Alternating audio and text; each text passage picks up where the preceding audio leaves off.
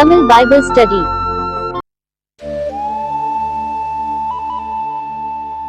ஸ்தோத்திரம். 2 ராஜாக்களின் புஸ்தகம் 2ஆம் அதிகாரம். வேத பாடம் 2 ராஜாக்களின் புஸ்தகம் 2ஆம் அதிகாரம். கர்த்தர் எலியாவை சுழற்காற்றிலே பரலோகத்திற்கு எடுத்துக்கொள்ள போகிற போது எலியா எலிசாவோடே கூட கில்காலில் இருந்து புறப்பட்டு போனான். ஏன்னா அதற்கு பின்பு இது எழுதப்பட்ட காரியமா இருக்கிறபடினால இது என்ன பண்றாங்க, இது ஒரு எபிசோட் மாதிரி என்ன பண்றாங்க, எழுதுறாங்க. கர்த்தர் எலியாவை என்ன பண்ண போறாரு, எடுத்துக்கொள்ள போறாரு. இந்த காரியம் எப்படி நடந்தது அப்படின்றத என்ன பண்றாங்க, அவங்க நரேட் பண்றாங்க. யார் எழுதுனான்னு எனக்கு தெரியல, மேபி எலிசாவா யார் எழுதுனாங்கன்னு தெரியல. பட் ஆனா பரலோகத்திற்கு எடுத்துக்கொள்ள போகிற போது அப்படின்றதான வார்த்தையை நீங்கள் இப்படி கூட டிரான்ஸ்லேட் பண்ணலாம். ஏன்னா நான் செக் பண்ணி பார்த்தேன், எபிரேய பாஷையில் எப்படி ஆதியாகம புஸ்தகத்தில் ஆதியிலே தேவன் வானத்தையும் பூமியையும் உண்டாக்கினார், ஆங்கிலத்தில் ஹெவன்ஸ் அண்ட் எர்த்னு போட்டிருக்கும். ஸோ அதே வேர்டு தான் இங்கேயும் போட்டிருக்கு. ஆனால் இங்கே பரலோகம்னு என்ன பண்ணுறாங்க, தமிழில் டிரான்ஸ்லேட் பண்ணியிருக்காங்க. ஏன்னா பரலோகம்னு நம்ம பார்க்கும் பொழுது நம்மளுடைய புரிதல் எப்படியாகி காணப்படும்னா, பரலோகம் அப்படின்றது தேவன் வாசம் பண்ணுகிறது, ஆனால் உன்னதம் அப்படின்னு சொல்லி நம்ம பார்க்குறோம். ஆனால் வானங்கள் அப்படின்னு சொன்னால் நம்ம அதை டிஃப்ரென்ஷியேட் பண்ணி பார்க்க முடியும். தேவன் வாசம் பண்ணுகிற இடமும் வானம் தான், ஆனால் அதுக்கு கீழே நம்ம பார்க்குறதான ஸ்கை எல்லாமே சரியா. அப்போ பார்த்தீங்கன்னா இது பரலோகம் நீங்கள் டிரான்ஸ்லேட் பண்ணியிருக்காங்க. நிச்சயமாக அவன் பரலோகத்துக்கு எடுத்துக்கொள்ளப்படலை அப்படின்றது மாத்திரம் நிச்சயம், ஷியோர். ஏன் பரலோகத்துக்கு எடுத்துக்கொள்ளப்படணும்னா ஒரு மனிதன் மறுரூபமாக வேண்டும் இல்லையா. மறுரூபமாகி வேற ஒரு புதிய சரீரத்தில் தான் அவன் எடுத்துக்கொள்ளப்பட முடியும். ஆனால் புதிய சரீரம் யாருக்குமே கர்த்தர் வருகிறதற்கு முன்பாக புதிய சரீரத்தை யாருமே பெறப்போகிறதே கிடையாது. கர்த்தர் வரும்பொழுது தான் அந்த காரியம் மறுரூபமாகி புதிய சரீரமானாலும், முதல் உயிர்த்தெழுதலுக்கு பங்குள்ளவர்களாய் புதிய சரீரத்தை பெற்றாலும் ரெண்டும் ஒன்று தான்.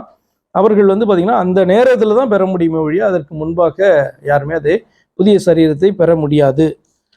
சரி, அப்படியானால் இந்த இப்போ இருக்கிறதான எலியாவுக்கு காணப்படுகிற சரீரத்தோடு கூட அவன் நிச்சயமாக பரலோகத்துக்கு போயிருக்க முடியாது. ஆனால் எடுத்துக்கொள்ளப்பட்டான் வானத்திற்கு என்பது மாத்திரம் நிச்சயம். அந்த காரியத்தை பார்த்தீங்கன்னா எக்ஸ்பிளைன் பண்ணுறாங்க, பார்க்கலாம். எலியா எலிசாவை நோக்கி, நீ இங்கே இரு, கர்த்தர் என்னை பெத்தேல் மட்டும் போக அனுப்புகிறார் என்றான். அதற்கு எலிசா, நான் உம்மை விடுகிறதில்லை என்று கர்த்தரின் ஜீவனையும் உம்முடைய ஜீவனையும் கொண்டு சொல்லுகிறேன் என்றான். அப்படியே இருவரும் பெத்தேலுக்கு போனார்கள். இப்ப எலியா பார்த்தீங்கன்னா ஆண்டவர் எலிசாவை அவனுடைய ஸ்தானத்துல தீர்க்கதரிசியாக அபிஷேகம் பண்ண சொன்னார். அப்படி அபிஷேகம் பண்ணி எடுத்தாச்சு. இப்போ பார்த்தீங்கன்னா இவன் ஆக்சுவலா எலிசாவை தானே கூடயே கூட்டிட்டு போகணும். இவன் ஏன் இப்படி எலிசாவை தனியா கழட்டி விட்டுட்டு போறதுக்கு அவர் பார்க்கறாரு. இது ஒருவேளை எலிசாக்கு வைக்கிறதான ஒரு சோதனை டெஸ்டா என்ன அப்படின்ட்டு நமக்கு ஆக்சுவலாக தெரியல. ஆனால் பாருங்க, எலிசாவுடைய பக்கத்துலேருந்து பார்க்கும்போது அவர் உறுதியாக என்ன பண்ணுறாரு, பிடித்து கொள்ளுகிறத நம்ம பார்க்குறோம். சரி, என்ன லேர்னிங் அப்படின்றத நீங்களே சொல்லுங்க. 3வது வசனம், அப்போது பெத்தேலில் இருக்கிற அவன் சொல்றாரு, 2வது வசனத்து கடைசியில் வாசித்துறேன், நான் உம்மை விடுகிறதில்லை என்று கர்த்தரின் ஜீவனையும் உம்முடைய ஜீவனையும் கொண்டு சொல்லுகிறேன் என்றான். அப்படியே இருவரும் பெத்தேலுக்கு போனார்கள். அப்போ அந்த ஃபர்ஸ்ட் ஸ்டெப்ல கைட்டி விட பார்க்கும்போது அவர் நான் உங்க கூட தான் வருவேன் அப்படின்னு சொல்லிட்டு என்ன பண்றாரு, அவர் உறுதியா இருக்கிறபடினால எலியா அவரையும் கூட்டு போறார். அப்போது பெத்தேலில் இருக்கிற தீர்க்கதரிசிகளின் புத்திரர் எலிசாவினிடத்தில் இன்றைக்கு கர்த்தர் உனக்கு தலைமையா இருக்கிற உன் எஜமானை உன்னை விட்டு எடுத்துக்கொள்வார் என்று உனக்கு தெரியுமா என்றார்கள். அதற்கு அவன், எனக்கு தெரியும், சும்மா இருங்கள் என்றான். அப்படியானால் இந்த எலியாவை கர்த்தர் எடுத்துக்கொள்ள போகிறார் என்பது எல்லாருக்கும் தெரிஞ்சிருக்கு. எலிசாவுக்கும் ஷியோரா தெரிஞ்சிருக்கு, மற்ற தீர்க்கதரிசிகளுக்கும் அந்த காரியம் தெரிந்திருக்கு. அதனால தான் பார்த்தீங்கன்னா அவர்கள் அந்த வார்த்தையை சொல்லி அது பெத்தேலில் நடக்க போகிறது அப்படின்னு தெரியாது அவங்களுக்கு. பெத்தேலுக்கு வந்திருக்காரு, இங்கே எடுத்துக்கு என்னன்னு தெரியாது. ஆனால் உமக்கு தெரியுமான்னு எலிசாட்ட கேட்குறாங்க. எலிசா சொல்றாரு, அமைதியா இருங்க, சும்மா இருங்க அப்படின்றார். என்ன சும்மா இருங்கன்னா என்ன அர்த்தம், எனக்கு தெரியும் அப்படின்னு அவர் கான்சென்ட்ரேட் பண்றாரு. நம்ம பார்க்காத போது எலியா மறைஞ்சிட்டாருன்னா என்ன பண்றது. அதனால அவருடைய ஃபோக்கஸ் ஃபுல்லா பார்த்தீங்கன்னா எலியா மேலதான் காணப்படுது.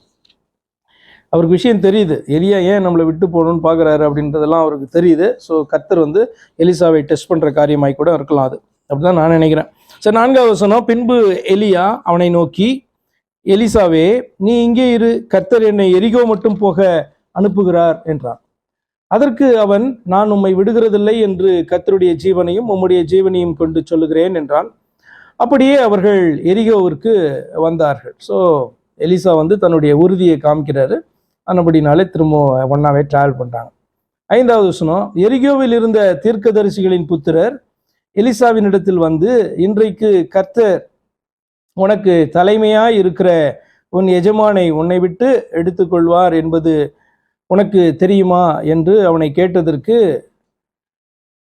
கேட்டார்கள். அதற்கு அவன், எனக்கு தெரியும், சும்மா இருங்கள் என்றான். தீர்க்கதரிசியின் புத்திரர்கள்னு பாக்குறீங்களே, இது என்ன தீர்க்கதரிசியின் புத்திரர்கள்? எங்கிருந்து இவர்கள் வந்தார்கள்? இந்த நான் எப்படி நினைக்கிறேன் அப்படின்னு சொன்னா, இவர்கள் எல்லாம் ஒருவேளை நம்ம சாமுவேல் புஸ்தகத்துல நம்ம வாசிப்போம். சாமுவேல் வந்து ஒரு ஸ்கூல் வச்சு ட்ரெயின் பண்ணார். இவங்களெல்லாம் இப்படி தீர்க்கதரிசியின் புத்திரர்கள் வந்து ட்ரெயின் பண்ணப்பட்டாங்க. தீர்க்கதரிசியா இருக்கிறதுக்கு ட்ரைனிங் கிடையாது. அதனுடைய அர்த்தம் என்னன்னா, தேவனை சேவிக்கிறதற்கு அவர்கள் வந்தபோது, இப்ப தீர்க்கதரிசியினுடைய அபிஷேகம் பெற்றிருந்தாங்கன்னா அவர்களுக்கு சில காரியங்கள்லாம் சொல்லி கொடுக்கணும்ல. இப்ப குட்டி பையனா இருக்கிறதான சாமுவேலுக்கு இவர் வந்து பேர் என்ன, ஏலி ஒரு காரியத்தை கற்றுக் கொடுத்தார். ஏன்னா சின்னவன்ல. ஏன் அப்படின்னு சொன்னா, கர்த்தருடைய சத்தத்தை இது வரைக்கும் கேட்டதில்லை. அப்போ ஏதோ ஒரு சத்தம் கேட்குது. அந்த சத்தத்தை வந்து பார்த்தீங்கன்னா ஏலி வந்து உணர்ந்து கொண்டார். அவர்கிட்ட பேசல ஆண்டவர். ஆனபடினாலே, நீ சொல்லும் அடியேன் கேட்கிறேன் அப்படின்ட்டு நீ ஸ்டார்ட் பண்ணு கான்வர்சேஷனை அப்படின்னு சொல்லி கொடுக்குறாரு. பார்த்தீங்களா? அதை போல வந்து பார்த்தீங்கன்னா இவர்களை வந்து ஏதோ காரியங்களுக்கு ட்ரெயின் பண்ணுறது, கர்த்தருடைய சத்தத்தை எப்படி பகுத்தறியறது. ஏன்னா கர்த்தரை பேச வைக்க முடியாது. யார்கிட்டையாவது வந்து கர்த்தரை பேச வைக்க முடியுமா? கர்த்தரை வந்து பேசலாம் வைக்க முடியாது. ஆனால் கர்த்தர் பேசினா அது கர்த்தருடைய சத்தமா என்பதை எப்படி நீ வகையறுக்கலாம் என்கிறத என்ன பண்ண முடியும்? வேதத்தின் அடிப்படையில் என்ன பண்ண முடியும்? ஒரு ஊழியக்காரன் கற்றுக் கொடுக்க முடியும். அப்படி வந்து என்ன சொல்லி கொடுத்தாங்க அதெல்லாம் நமக்கு தெரியாது. ஆனால் வந்து அதனுடைய முக்கியத்துவத்தை சொல்லி கொடுத்துருப்பாங்க. ஏன் அப்படின்னா, கர்த்தர் சில காரியங்களை மிக தெளிவாய் சொன்னார். உண்மையான தீர்க்க தரிசனா எப்படி, அவன் கள்ள தீர்க்க தரிசனா எப்படி நீங்கள் அறிய முடியும் அப்படின்ற காரியங்கள்லாம் சொல்லி கொடுத்தாங்கல்ல. அப்போ அவங்களுக்கு சில இன்ஃபர்மேஷன் வந்து பார்த்தீங்கன்னா உண்டு. பிரமாணத்தில் ஒரு தீர்க்கதரிசி எப்படி காணப்படுவான், அவன் வந்து பார்த்தீங்கன்னா தன்னுடைய சுயமா பேசிடக்கூடாது, தன்னுடைய சுய ஆவியில் அவன் நினைக்கிற காரியத்தெல்லாம் வந்து கர்த்தர் சொல்றாங்கன்னு சொல்லிடக்கூடாது. இப்படிப்பட்ட சில காரியங்கள் வந்து பார்த்தீங்கன்னா வேதத்திலே சொல்லப்பட்டிருக்கும். நீங்கள் வந்து மோசையிட்ட ஆண்டவர் பேசின காரியங்கள் இருக்கு இல்லையா? அதே மாதிரி வந்து பார்த்தீங்கன்னா தீர்க்கதரிசியா இவர்கள் காணப்பட்டபடினாலே அந்த அனுபவமும் இவர்களுக்கு இருக்கும். ஃபார் எக்ஸாம்பிள், சாமுவேல் வந்து ஒரு தீர்க்கதரிசியா என்ன பண்ணான், தன்னுடைய லைஃப் ஃபுல்லாக அவன் செயல்பட்டான். அப்போ அவனால் வந்து பார்த்தீங்க அப்படின்னு சொன்னால் கர்த்தருடைய சத்தத்தை கேட்டு அதை எப்படி சொல்லணும். ஏன் அப்படின்னா, சில வார்த்தைகளை வந்து சொல்றதுக்கு வந்து பயமா இருக்கும். அதை வந்து நீங்க அவசியம் சொல்லி ஆக வேண்டும். இப்படிப்பட்ட சில காரியங்கள் எல்லாம் என்ன பண்ண முடியும், அந்த ட்ரைனிங்ல ஸ்கூல்ல வந்து கற்றுக் கொடுத்துருக்கலாம். அப்போ சாமுவேல் வந்து ஒரு ஸ்கூல் வச்சிருந்தாரு. அப்போ இந்த நாட்களில் அது வந்து அந்தந்த இடங்களில் இப்போ பார்க்குறோம். பெத்தேலில் வந்து காணப்பட்டுச்சு, அடுத்தது எரிகோவில் காணப்பட்டுச்சு, இப்படிலாம் பார்க்குறோம். அப்போ பட்டணங்கள் தோறும் இருந்திருக்க முடியும். சரி, எனிகா இது வந்து பார்த்தீங்க அப்படின்னு சொன்னால் ஸ்கூல்னு எடுத்துக்கோங்க. அப்போ சாமுவேல் காலத்தில் பார்க்குறோம், இப்போ வந்து எலிசாவினுடைய காலத்தில் இதை பார்க்குறோம். அதுதான் தீர்க்கதரிசிகளுடைய புத்திரர் அப்படின்ட்டு சொல்லப்பட்டிருக்கு. அப்படின்னா தீர்க்கதரிசிகள் அப்படின்னு அர்த்தம். 6வது வசனம்ல, பின்பு எலியா அவனை நோக்கி, நீ இங்கே இரு, அதாவது எரிகோவில் இங்கே இரு, கர்த்தர் என்னை யோர்தானுக்கு அனுப்புகிறார் என்றான். அதற்கு அவன், நான் உம்மை விடுகிறதில்லை என்று கர்த்தருடைய ஜீவனையும் உம்முடைய ஜீவனையும் கொண்டு சொல்லுகிறேன் என்றான். அப்படியே இருவரும் போனார்கள். தீர்க்கதரிசிகளின் புத்திரரில் 50 பேர் போய் தூரத்திலே பார்த்து கொண்டு நின்றார்கள். இது வந்து அப்கோர்ஸ் யோர்தான் பக்கத்தில் இருக்கிறதான தீர்க்கதரிசிகள் நின்றார்கள். இல்லைன்னா எரிகோவிலிருந்து யோர்தானுக்கு வந்தாங்களா நமக்கு தெரியல. அவர்கள் இருவரும் யோர்தான் கரையிலே நின்றார்கள். அப்பொழுது எலியா தன் சால்வையை எடுத்து முறுக்கி தண்ணீரை அடித்தான். அது இரு பக்கமாக பிரிந்தது. அவர்கள் இருவரும் உலர்ந்த தரை வழியாய் அக்கறைக்கு போனார்கள். அவர்கள் அக்கறைப்பட்ட பின்பு எலியா எலிசாவை நோக்கி, நான் உன்னை விட்டு எடுத்துக்கொள்ளப்படும் முன்னே நான் உனக்கு செய்ய வேண்டியது என்ன கேள் என்றான். அதற்கு எலிசா, உம்மிடத்தில் உள்ள ஆவியின் வரம் எனக்கு இரட்டிப்பாய் கிடைக்கும்படி வேண்டுகிறேன் என்றான். அதற்கு அவன், அரிதான காரியத்தை கேட்டாய். உன்னை விட்டு நான் எடுத்துக்கொள்ளப்படுகையில் என்னை நீ கண்டால் உனக்கு கிடைக்கும், இல்லாவிட்டால் கிடையாது என்றான். அப்ப இந்த எலிசா வந்து ஒரு காரியத்துல ரொம்ப கிளியரா இருந்திருக்காரு. ஏன்னா எலியா வந்து கேட்கும் போது டக்குன்னு வந்து பாத்தீங்கன்னா இப்படி அந்த ரெக்வஸ்ட், தன்னுடைய விருப்பம் என்ன அப்படின்றத அவர் சொல்றார். இப்போ திடீரென்று நம்மள்கிட்ட வந்து உனக்கு என்ன வேணும் அப்படின்னு கேட்டால் நம்ம கொஞ்ச நேரம் யோசித்துருவோம்ல. ஏன் அப்படின்னா நமக்கு வந்து ஒரு வாஞ்சை காணப்பட்டு இதை பெற வேண்டும் என்கிறதான விருப்பம் நம்முடைய இருதயத்தில் எப்பொழுதும் காணப்படுமானால் டக்குன்னு ஆண்டவரே கேட்டால் கூட உனக்கு என்ன வேணும் அப்படின்னு கேட்டால் நம்மளால் எப்போ சொல்ல முடியும் அப்படின்னா நம்முடைய இருதயத்தில் அது ஏக்கமாய் காணப்பட்டு இது எப்போ கிடைக்கும்னு ஏங்கிட்டு இருந்தோன்னா டக்குன்னு இதுதான் அப்படின்னு நம்மளால சொல்ல முடியும்ல. அப்படி வந்து பார்த்தீங்கன்னா இந்த எலிசா வந்து ரொம்ப யோசித்த மாதிரியே தெரியல. உடனே என்ன பண்ணுறாரு, ரெட்டிப்பாய் அந்த உம்மிடத்தில் உள்ள ஆவியின் வரம் எனக்கு ரெட்டிப்பாய் கிடைக்கும்படி வேண்டுகிறேன் என்றான். அரிதான காரியத்தை கேட்டாய், உன்னை விட்டு நான் எடுத்துக்கொள்ளப்படுகையில் நீ என்னை கண்டால் உனக்கு கிடைக்கும், இல்லாவிட்டால் கிடைக்காது அப்படி சொல்றார். 1வது வசனம், அவர்கள் பேசிக்கொண்டு நடந்து போகையில் இதோ அக்கினி ரதமும் அக்கினி குதிரைகளும் அவர்கள் நடுவாக வந்து இருவரையும் பிரித்தது. எலியா சுழற்காற்றிலே பரலோகத்திற்கு ஏறி போனான். இங்கே வந்து பரலோகத்திற்கு ஏறி போனான் அப்படின்னு போட்டிருக்கு. வானத்தில் ஏறி போனான் அவன். அதுதான் அவனுடைய அர்த்தம். இந்த டிரான்ஸ்லேஷன்ல இப்படிதான் இங்கே கொடுக்கப்பட்டிருக்கு.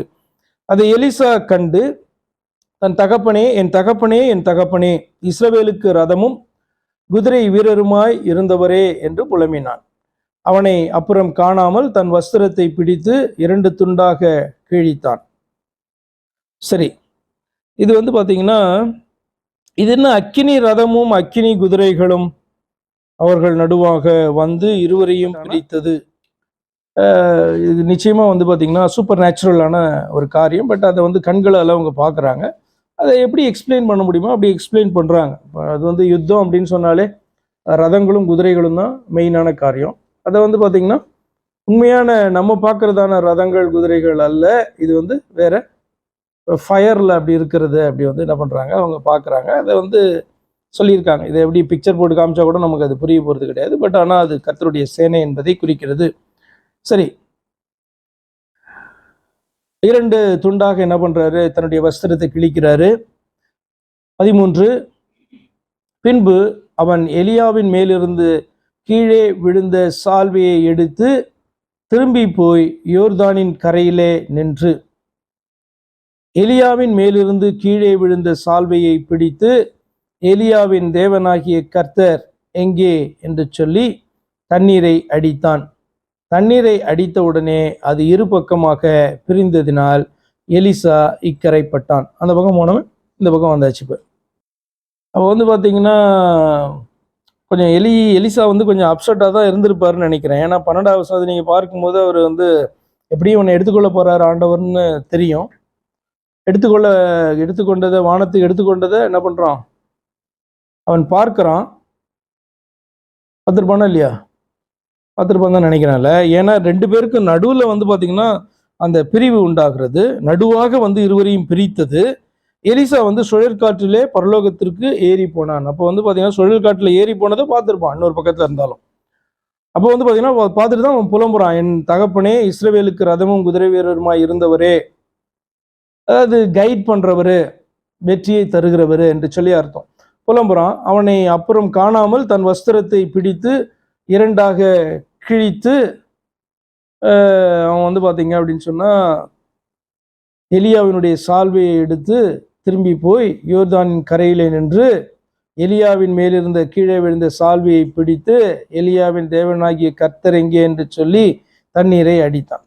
அப்போ இவன் கொஞ்சம் அப்செட்டாகவும் இருக்கிறான். முழு நம்பிக்கையோடு கூட இந்த காரியத்தை செய்கிறானா அப்படின்னா தெரியல ஆக்சுவலாக. இல்லைன்னா ஏன் எலியாவின் தேவன் எங்கே அப்படின்னு சொல்லி கேட்டு அடிக்க வேண்டிய அவசியம் கிடையாது. ஸோ தன்னுடைய தலைவனை வந்து இழந்ததான அந்த ஒரு துக்கம், இனி எப்படி இந்த காரியங்கள்லாம் வந்து செய்ய போகிறோம் அப்படின்னு தெரியாது. ரெட்டிப்பான ஆவியினுடைய வரங்களை பெற்றாச்சா அப்படின்னு கூட தெரியாது. அப்போ எலியா வரும்போது பார்த்தீங்கன்னா சால்வி அடிக்கிறாரு, பெரியுது, இந்த பக்கம் வந்தாச்சு, இப்போ கிராஸ் பண்ணி போட்டெலாம் ரெடியாலாம் நிற்காது, அந்த பக்கம் போகணும் இல்லையா? அப்போ வந்து பார்த்தீங்கன்னா கொஞ்சம் நம்பிக்கை இழந்ததாக நிலையாக இருக்கலாம், சோர்ந்து போன நிலையாக இருக்கலாம். எப்படி நீ வந்து பார்த்தீங்கன்னா எலியாவினுடைய அந்த ஊழியத்தை எப்படி நம்ம கண்டினியூ பண்ண போகிறோம்னு தெரியாது இருக்கலாம். என்ன பண்ணினால்தான் அவன் வாயிலேருந்து எப்படி வருது அப்படின்னா, எலியாவின் தேவனாகிய கர்த்தர் எங்கே என்று சொல்லி தண்ணீரை அடித்தான். தண்ணீரை அடித்த உடனே அது இரு பக்கமாய் பிரிந்ததுனால் எலிசா, இந்த இரு பக்கமாக பிரிந்த உடனே இப்போ என்ன வந்திருக்கும், இப்போ பயங்கர ஒரு நம்பிக்கை வந்திருக்கும்ல. இனி வந்து பார்த்தீங்க அப்படின்னு சொன்னால் நிச்சயமாக கர்த்தர் வந்து நம்மளை பயன்படுத்த போகிறாரு, ரெட்டிப்பான வரம் நமக்கு கிடைச்சிருக்கும் அப்படின்ற நம்பிக்கையெல்லாம் அவனுக்கு வந்திருக்கும். 15 எரிகோவில் பார்த்து கொண்டு நின்ற தீர்க்கதரிசிகளின் புத்திரர் அவனை கண்டவுடனே, அவங்க வந்து பார்த்தீங்கன்னா யோர்தான்ல இருந்து அதுக்கப்புறம் எரிகோவுக்கு போகிறாரு. எரிகாவில் அங்கே காணப்பட்ட தீர்க்கதரிசியின் புத்திரர் அவனை கண்டவுடனே எலியாவின் ஆவி எலிசாவின் மேல் இறங்கி இருக்கிறது என்று சொல்லி அவனுக்கு எதிர்கொண்டு போய் தரை மட்டும் குனிந்து அவனை வணங்கி, இதோ உமது அடியாரோடே 50 பலவான்கள் இருக்கிறார்கள், அவர்கள் போய் உம்முடைய எஜமானை தேடும்படி உத்தரவு கொடும், ஒருவேளை கர்த்தருடைய ஆவியானவர் அவரை எடுத்து பர்வதங்களில் ஒன்றின் மேலாகிலும் பள்ளத்தாக்குகளில் ஒன்றிலாகிலும் கொண்டு போய் வைத்திருப்பார் என்றார்கள். அதற்கு அவன் அவர்களை அனுப்ப வேண்டாம் என்றான். ஏன்னா கர்த்தர் வந்து எடுத்துக்கொண்டாங்க, இந்த ஊழியம் வந்து இவனுக்கு வந்துருச்சு, இனி போய் எலியாவை தேடினாலும் நிச்சயமாக கர்த்தர் எலியாவை வந்து இவர்களுடைய கண்களில் காட்ட போகிறது கிடையாது, அதனால அவன் வேண்டான்னு சொல்கிறான். இது வந்து பார்த்தீங்கன்னா 2 நாளாகம புஸ்தகத்தில் 21ஆம் அதிகாரத்தில் அவனிடத்துலேருந்து ஒரு நிருபம் வந்ததுன்னு பார்க்குறோம். அது எந்த பீரியடில் வந்தது அப்படின்லாம் நீங்கள் தான் ஆராய்ந்து பார்க்க வேண்டும். மோஸ்ட்லி அதற்கப்புறம் வந்ததா, ஏன்னா யூதாவின் ராஜாவாகிய யோராமுக்கு எழுதுகிற நிருபம் அது. 21 22 21:12 இருக்குல்ல. அப்பொழுது தீர்க்கதரிசியாகிய எலியா எழுதின ஒரு நிருபம் அவனிடத்திற்கு வந்தது. அதில் உம்முடைய தகப்பனான தாவீதின் தேவனாகிய கர்த்தர் உரைக்கிறது என்னவென்றால், நீ உன் தகப்பனாகிய யோசபாத்தின் வழிகளிலும் யூதாவின் ராஜாவாகிய ஆசாவின் வழியிலும் நடவாமல் இஸ்ரவேல் ராஜாக்களின் வழியிலே நடந்து ஆகாபுடைய குடும்பத்தாரின் சோர மார்க்கத்திற்கு ஒத்தபடியே யூதாவையும் எருசலேமிலே குடிகளையும் சோரம் போக பண்ணி உன்னை பார்க்கிலும் நல்லவர்களாயிருந்த உன் தகப்பன் வீட்டாரான உன் சகோதரரையும் கொன்று போட்டபடினால் அப்படின்ட்டு யூதாவினுடைய ராஜாவா காணப்பட்டதான யோராமுக்கு வந்து பார்த்தீங்கன்னா ஒரு லெட்டர் வந்து எலியா வந்து அனுப்புகிறாரு. இது வந்து எடுத்துக்கொள்ளப்பட்ட பின்பா எடுத்துக்கொள்ளப்பட்டதுக்கு அப்புறமா அப்படின்னா நம்ம கரெக்டாக அந்த இயர்ஸ் எல்லாம் கால்குலேட் பண்ணி அவர்கள் ஆண்டுதான அந்த வருடங்கள் எல்லாம் கால்குலேட் பண்ணிட்டு வந்தால் ஒருவேளை கண்டுபிடிக்கலாம். ஏன்னா எக்ஸாக்டாக பேரெல்லாம் அழகாக வந்துட்டுருக்கோம். அந்த பக்கம் ஆகாபுக்கு அடுத்து அகசியாவுக்கு அப்புறம் யோராம் அப்படின்றதான ஒரு ராஜா, 2 பேருமே ஆகாபுடைய பிள்ளைகள் தான். இந்த பக்கம் வந்து யோசபாத் உங்களுக்கு தெரியும், ஆகாப் ராஜாவாக இருக்கும்போது அவனோட கூட சேர்ந்து யுத்தத்துக்கு போயிட்டு அப்படி மாட்டினவன். அப்போ அந்த யோசபாத்தினுடைய மகன் வந்து யோராம். அவன் வந்து யோசபாத்து மாதிரி இல்லை, மோசமான ஒரு மனுஷனாய் காணப்பட்டான். காரணம் என்னன்னா, இந்த யோசபாத் ஆகாபோடைய சம்பந்தம் கலந்தான். அப்படி வாசித்தீங்கல்ல, அது யாருக்குன்னா யோராமுக்கு வந்து ஆகாபுடைய மகளை வந்து என்ன பண்ணால் விவாகம் பண்ணி கொடுத்துருந்தான். அதான் சம்பந்தம் கலந்ததான காரியம். அதனால தான் அவர்கள் வந்து பார்த்திங்கன்னா சேர்ந்து யுத்தத்துக்கெல்லாம் போனாங்க, இப்படியெல்லாம் நம்ம பார்க்குறோம். அதுக்கப்புறமா அவங்க அலையன்ஸ் வந்து அப்படியே வந்துச்சு. சரி, எனிகோ அது வந்து ஜஸ்ட் உங்களுடைய மனதில் வச்சுக்கோங்க, நீங்கள் ஆராய்ந்து பார்க்கிறதற்காக வேண்டுமானால். 2 ராஜாக்கள் 2:17 அவன் சலித்து போகும் மட்டும் அவர்கள் அவனை அலட்டி கொண்டிருந்தபடியால் அனுப்புங்கள் என்றான். அப்படியே 50 பேரை அனுப்பினார்கள். அவர்கள் 3 நாள் அவனை தேடியும் காணாமல். வந்து சொல்றான் அப்படின்னு சொன்னா வேணாம் அப்படின்னு சொன்னா என்ன பண்ணணும், கேட்கணும். சிலர் வந்து பாத்தீங்கன்னா பட்டுதான் திருந்துவேன் அப்படின்னா மாதிரி கேஸுங்க இதுங்க. யாரு இவங்கெல்லாம்? யாரு? ஊழியக்காரங்க, தீர்க்கதரிசி புத்திரர்கள். அப்படின்னா சின்ன சின்ன பசங்க நினைச்சிடாதீங்க, எல்லாருமே வந்து தீர்க்கதரிசிகள் அல்லது வந்து பாத்தீங்கன்னா ஆண்டவரை சேவிக்கிறதற்கு கர்த்தருடைய வார்த்தைகளை சொல்லுகிறதற்கு பயிற்சி எடுத்துக்கொண்டு இருக்கிறவர்கள். அப்ப இவர்கள் வந்து பாத்தீங்கன்னா எலியாவினுடைய ஸ்தானத்துல எலிசா வந்தாச்சுன்னு தெரியும். அவன் வந்து பாத்தீங்கன்னா அவன்கிட்ட கேட்குறாங்க, அவன் வேணான்னு சொல்றான். அப்படியே நாங்கள் அனுப்புறோம்னு சொல்லிட்டே இருந்தா சரி போங்கன்ட்டான்.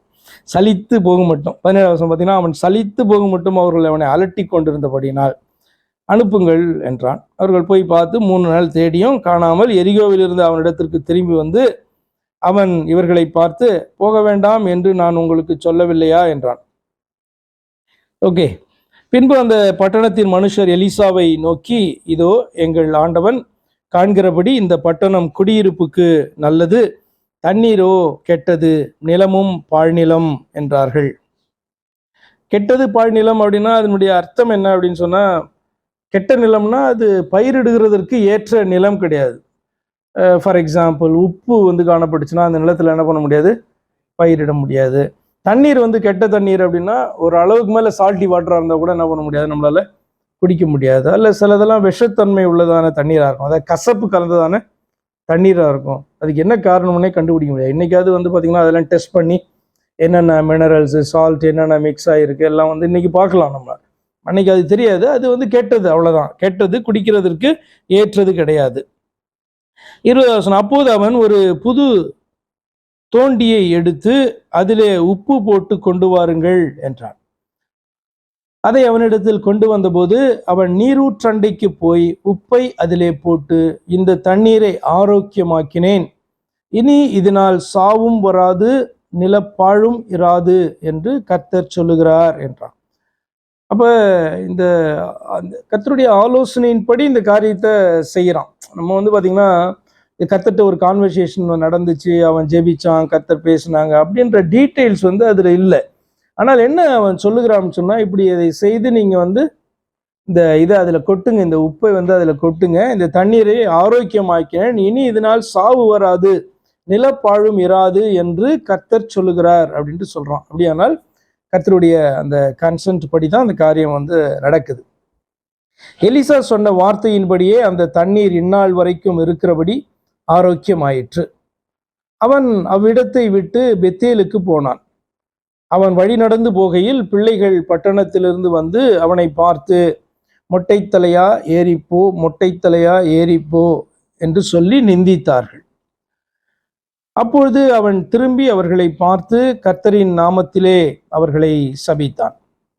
உடனே காட்டிலிருந்து 2 கரடிகள் புறப்பட்டு வந்து அவர்களில் 42 பிள்ளைகளை பீறி போட்டது. அவன் அவ்விடத்தை விட்டு கர்மேல் பர்வதத்திற்கு போய் அங்கே இருந்து சமாரியாவுக்கு திரும்பினான். ஸோ 3 அற்புதம் ஆக்சுவலாக. உடனே வந்து யோர்தான் நதி பிரிகிறதான காரியம்.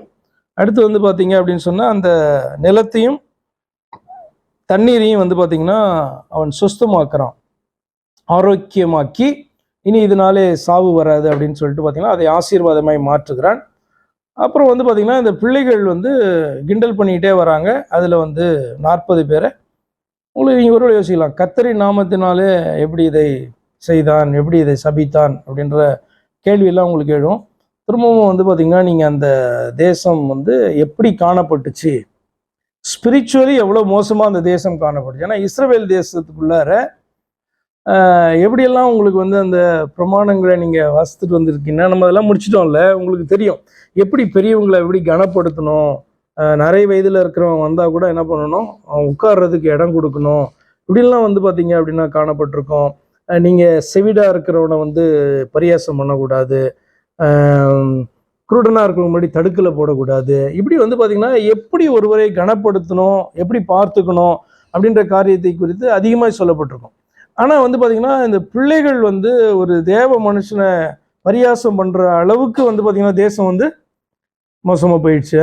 அப்போ நீங்கள் இந்த காரியத்தை பார்க்கும்போது தேசத்தினுடைய அந்த நிலை எப்படி காணப்பட்டுச்சு அப்படின்றது புரிஞ்சா இவன் ஏன் கர்த்தருடைய நாமத்தினால சபிக்கிறான். கர்த்தருடைய நாமத்தினால சபிக்க முடியுமா அப்படின்னு சொன்னால் அப்போ காணப்பட்டுச்சு. நீங்கள் வந்து 2 பக்கம் மலையில் நின்று கொண்டு ஒரு பக்கம் வந்து பார்த்திங்கன்னா ஆசீர்வாத வார்த்தைகளை சொல்லி ஆமேன்னு சொல்லுவார், இன்னொரு பக்கம் சாபமான வார்த்தைகளை சொல்லி ஆமேன்னு சொல்லுவார். அப்போ இது என்ன அப்படின்னா ஜனங்களுக்கு தெரியணும், கர்த்தருடைய வார்த்தையின்படி நடக்கும்போது ஆசீர்வாதமும், நடக்காத போது சாபமும் வருகிறது அப்படின்றத வந்து ஜனங்க தங்களுடைய வாயினாலே அறிக்கை பண்ணி அதை ஏற்றுக்கொள்ள வேண்டும். எஸ் அப்படின்னு சொல்றாரு ஆண்டவர். அப்போ இது வந்து பார்த்திங்கன்னா ஆட்டோமேட்டிக்காக கர்த்தருடைய நாமத்தினாலே இந்த சாபம் வந்து அவர்களுக்கு வருகிறது. ஏன்னா கர்த்தருடைய பிரமாணங்களை அவர்கள் மீறுகிறார்கள். இவர்கள் யாருன்னா இஸ்ரவேல் தேசத்துக்குள்ளே காணப்படுகிறதான தேவனுடைய ஜனங்கள், சந்ததிகள். ஆனால் கர்த்தரை அறியாத ஒரு நிலையிலே காணப்படுறாங்க அப்படின்றத நம்ம புரிந்து கொள்ளலாம். இல்லைன்னா நீங்கள் இதை வந்து உடனே நியூ டெஸ்ட்மெண்ட் கூட கம்பேர் பண்ணி எப்படி கர்த்தருடைய நாமத்தினால ஒரு மனுஷன் சபிக்க முடியும் அப்படின்னு நீங்கள் இருக்கக்கூடாது. அதில் அர்த்தமே கிடையாது. சரியா? ஏதாவது கேள்வி இருக்கா?